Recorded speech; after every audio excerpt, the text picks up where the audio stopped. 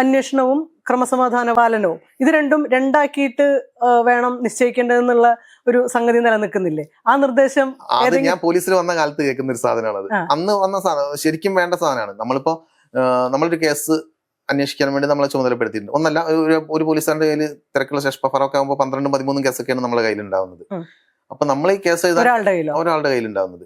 അപ്പൊ ഒരാൾ ഈ 12 കേസും വെച്ചിരിക്കും, പിന്നെ ദിവസം വന്നുകൊണ്ടിരിക്കും ചെയ്യുമല്ലോ. അപ്പൊ ഈ 12 കേസും വെച്ചിരിക്കുമ്പോഴാണ് ഒരു ലോ ആൻഡ് ഓർഡർ മാർച്ച് ഉണ്ടാവുന്നത്, സമരം ഉണ്ടാകുന്നത്, മുഖ്യമന്ത്രിയുടെ വിസിറ്റ് വരുന്നത്, അതുപോലെ സർക്കാരിന്റെ വാർഷികാഘോഷം വരുന്നത്, അല്ലെങ്കിൽ ഏതെങ്കിലും സമരങ്ങൾ, അങ്ങനെ എവിടേക്കെങ്കിലൊക്കെ ആയിട്ട് നമ്മൾ പോകുന്നത്.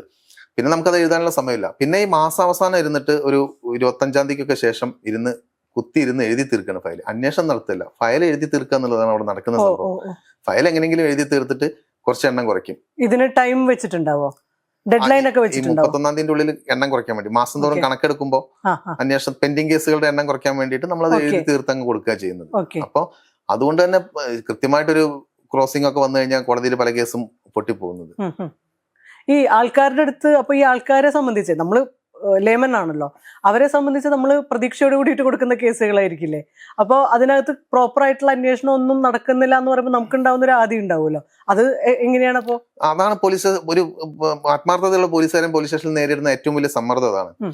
തന്റെ കയ്യിൽ ഒരു കേസ് കിട്ടുന്നു, ഒരു മോഷണ കേസ് കിട്ടുന്നു, ഒരു ലോറി മോഷണം പോയി, ഈ ലോറി തപ്പിപ്പോകാൻ ആ പോലീസുകാരന് സമയമില്ല. ഈ കേസ് ഫയൽ ഇടുന്നു, ഇത് അന്വേഷിക്കാൻ പറയുന്നു. ആള് അത് പോയിട്ട് ഫസ്റ്റ് അതിന്റെ ഒരു മഹസർ തയ്യാറാക്കണം. ഈ മഹസർ തയ്യാറാക്കാൻ പോകുന്നു. ഇതിനപ്പുറം അയാൾക്ക് വേറെ ഡ്യൂട്ടികൾ വരുന്നു. ഇത് പറഞ്ഞ പോലെ ലോ ആൻഡ് ഓർഡർ ഡ്യൂട്ടിയിലേക്ക് പോകുന്നു. അതാണ് ഈ ലോ ആൻഡ് ഓർഡറും ഇൻവെസ്റ്റിഗേഷനും വേർതിരിക്കാത്തതിന്റെ ഒരു കുഴപ്പം. അപ്പോൾ അയാൾ വേറെ ഡ്യൂട്ടികൾക്ക് പോകുന്നു, അയാൾ വരുന്നില്ല. പിറ്റേ ദിവസം അയാൾ വന്ന് GD കയറുന്നു. സ്റ്റേഷനിൽ GD ഡ്യൂട്ടി എന്ന് പറഞ്ഞാൽ കേസ് അന്വേഷണമായിട്ട് ചിന്തിക്കാൻ പോലും പറ്റാത്ത തിരക്കായിരിക്കും ഉള്ളില് സ്റ്റേഷനുകളിൽ ഈ GD ചാർജുള്ള. അത് കഴിഞ്ഞു, അന്ന് നൈറ്റ് GD ഒക്കെ ആണെങ്കിൽ പിറ്റേ ദിവസം അയാൾ റെസ്റ്റായി. എന്തായാലും പിറ്റേ ദിവസം അത്രയും ഉറക്കം കഴിഞ്ഞ് പണിയെടുത്ത ഒരാൾക്ക് പണിയെടുക്കാൻ പറ്റില്ല.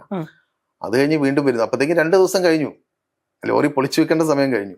അങ്ങനത്തെ ഒരു സാഹചര്യം ഉണ്ടാവും. പിന്നെ ഈ ജില്ലാ തലത്തിലോ സബ് ഡിവിഷൻ തലത്തിലൊക്കെ സ്ക്വാഡുകൾ ഉണ്ടാവും. അവരെ ഏൽപ്പിക്കുന്ന കേസുകൾ അവരെ അന്വേഷിക്കും.